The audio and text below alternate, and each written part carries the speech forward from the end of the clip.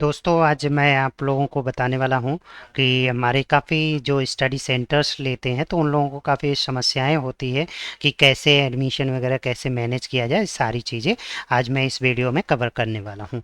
तो चलिए सबसे पहले मैं आपको बताता हूँ कि हमारी जो वेबसाइट है diksha.iti.in, इसमें हम लॉगिन करेंगे। सबसे पहले सेंटर लॉगिन करेंगे।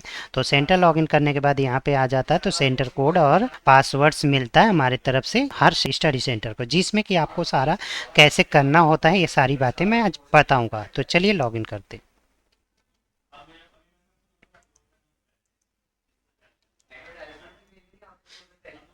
जैसा कि हमने पासवर्ड्स वगैरह डाल दिया यहाँ पे तो लॉगिन हो गया। ये पैनल्स हमारे पास होता है जिसमें कि आप अपना प्रोफाइल देख सकते हैं कि हमारा जैसे कि ये संस्थान है, ये जैसे जैसी चीज़ें हैं वो दिया हुआ है। यहाँ पे पासवर्ड वगैरह चेंज करने के लिए ऑप्शंस मिल जाते हैं। तो ये सारी चीज़ें प्रोफाइल फ़ोटोज़ वगैरह तो ये प्रोफाइल के अंदर अवेलेबल होता है, हम देख सकते हैं।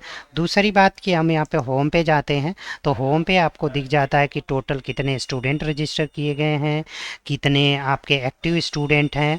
ये बेसिकली डेमो पैनल है, इसलिए स्टूडेंट का नाम डेमो वगैरह दिख रहा है, बस दिखाने के लिए ये डेमो पैनल बनाया गया। 5 स्टूडेंट जो होते हैं वो यहाँ पे दिखाई देते हैं। यहाँ से क्लिक करके सेंटर वाले खुद रिजल्ट देख सकते हैं। अदरवाइज स्टूडेंट लॉगिन में होता है तो स्टूडेंट अपना रजिस्ट्रेशन नंबर और पासवर्ड डाल के लॉगिन करके सारी इन्फॉर्मेशन देख सकता है। उसके अलावा स्टूडेंट फॉर एग्ज़ाम होते हैं, ये लोग एग्ज़ाम देते हैं, अपलोड हुए मार्क क्वेश्चन पेपर या लॉगिन के। अब तो फ़िलहाल स्टूडेंट लॉगिन बन चुका है तो इसमें काफ़ी आसान बन चुका है कि हम इसमें सारी चीज़ें कर लें। ओके, सो हम यहाँ पे देख सकते हैं। उसके अलावा वॉलेट एक्सपेंस चार्ट देख सकते हैं कि कौन से स्टूडेंट का कितना फ़ीस कटी है, ये सारी चीज़ें कितना डिपॉजिट किया गया है, रिचार्ज। बेसिकली क्या होता है ना कि आप जैसे आप जाते हैं तो यहाँ पे वॉलेट बैलेंस मिलता है।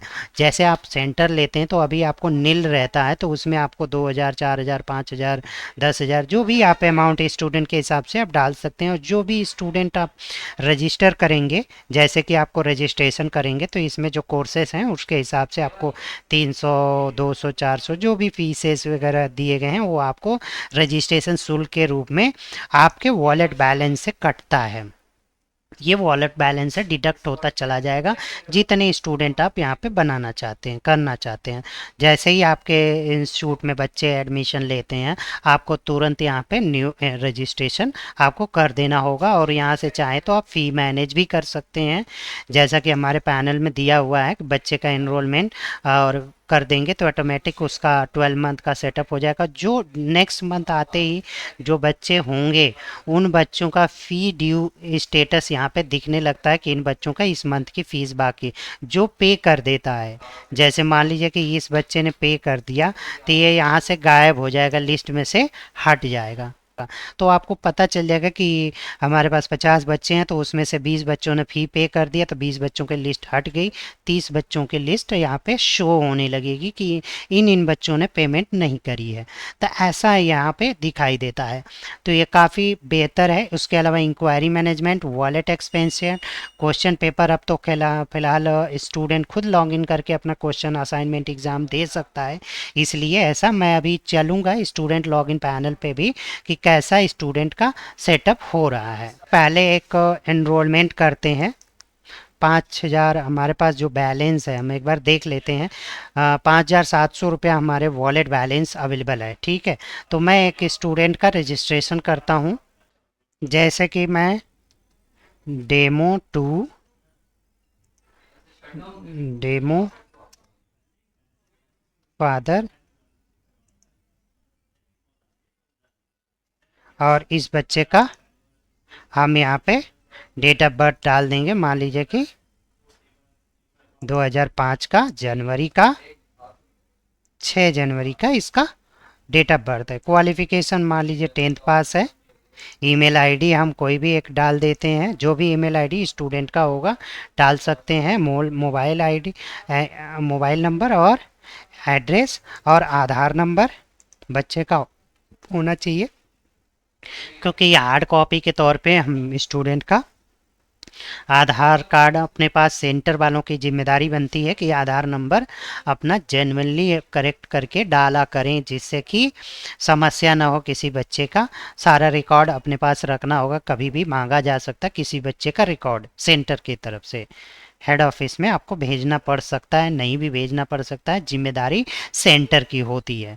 उसके बाद यहाँ पे स्टूडेंट की फ़ोटोज़ डालना होता है। मान लीजिए हमने फ़ोटो डाल दिया कोई बच्चे का, हमने फ़ोटो डाल दिया। यहाँ पे हमने पासवर्ड के तौर पे 1 2 3 हमने कुछ ऐसा पासवर्ड डाल दिया। ओके, अब देखिए यहाँ पे डेमो टू स्टूडेंट का है, हमने जैसे इनरोल किया, अब देखिए इसमें से फ़ीस भी डिडक्ट हो गई और यहाँ पे डेमो 2 करके बच्चा आ गया। अब हम यहाँ पे क्या करेंगे, यहाँ पे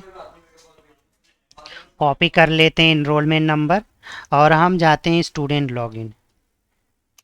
हमने क्या किया, स्टूडेंट लॉगिन पे चले गए, तो यहाँ पे स्टूडेंट लॉगिन का तो इनरोलमेंट नंबर हम यहाँ पे डालते हैं, ठीक है।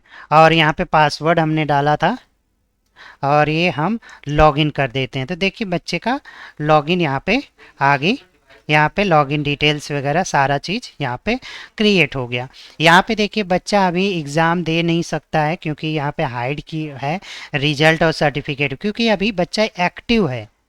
एक्टिव स्टूडेंट्स का स्टेटस ये होता है कि एग्ज़ाम नहीं दे सकता है। उस कंडीशन में हम यहाँ पे क्लिक भी करेंगे तो नहीं होगा कुछ भी। अब हम यहाँ पे जाते हैं, अगर मान लीजिए कि यही बच्चा है, इसका कोर्स कंप्लीट हो जाता है, तो हम यहाँ पे क्या करेंगे, कंप्लीट कर देंगे, तो ऑटोमेटिक कंप्लीट हो जाएगा। तो ये बच्चा यहाँ से आकर एग्ज़ाम वाले में सेक्शन में आ गया। यहाँ पे 3 डेमो वाला बच्चा, डेमो 2 वाले बच्चे को हम चेक कर रहे थे, तो यहाँ पे एग्ज़ाम देगा, चाहे जैसे भी होगा यहाँ पे देगा। यहाँ से नहीं देना चाहता है तो हम यहाँ पे देखते हैं। अब देखिए इसको हम रिफ्रेश करेंगे तो ऑटोमेटिक ये असाइनमेंट एग्ज़ाम एक्टिव हो जाएगा। यहाँ पे देखिए असाइनमेंट एग्ज़ाम एक्टिव हो गया।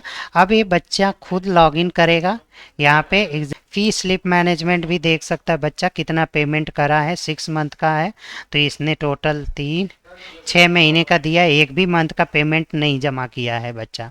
अगर यहाँ पे हम जमा कर लेते हैं, यहाँ पे फ़ी मैनेजमेंट में जाते हैं, पे हम डालते हैं, सर्च करते हैं, तो जैसे ही फ़ी देता है बच्चा तो यहाँ पे 6 महीने का आ रहा है, तो हम मंथ मान लीजिए सितंबर का,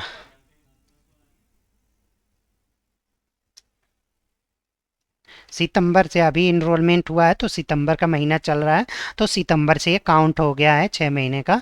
सितंबर का हम फीस, मान लीजिए इस बच्चे की फ़ीस 500 रुपये देता है हर महीने, आपको मैनेज करने के लिए दिया गया है। अब हमने अपडेट कर दिया, तो यहाँ पे फ़ी मैनेजमेंट पे जाएंगे, यहाँ पे दिख जाएगी बच्चे की कि ये सितंबर मंथ की फ़ीस सबमिट हो चुकी है, ये चीज़ें तो ये हम देख सकते हैं। तो ऐसे ही पूरा मैनेज होगा, यहाँ पे उस बच्चे का एनरोलमेंट फ़ीस दिखेगी नहीं यहाँ पे। अब अगला मंथ जैसे ही आता है ना, अक्टूबर का आएगा, अक्टूबर का आते ही यहाँ पे ऑटोमेटिक शो होने लगेगा इस बच्चे का डेमो 2 का। तो दोस्तों यहाँ पे जैसा कि फ़ी मैनेजमेंट सिस्टम का है, तो यहाँ पे आपको फ़ी मैनेज वगैरह चढ़ा सकते हैं। यहाँ पे जिस बच्चे की फ़ीस एनरोलमेंट नंबर डालकर आप पेमेंट कितना डालना है ये आप डाल सकते हैं। तो काफ़ी आसान है इस पैनल को मैनेज करना। तो दोस्तों ये आपका टोटल है यहाँ से, और रिज़ल्ट देखना है तो यहाँ पे पास स्टूडेंट है, यहाँ पे क्लिक करके रिज़ल्ट भी देख सकते हैं। यहाँ पे रिज़ल्ट आउट हो जाएगा डेमो स्टूडेंट का, जो बच्चा पास हुआ है उसका यहाँ पे रिज़ल्ट आउट हो गया।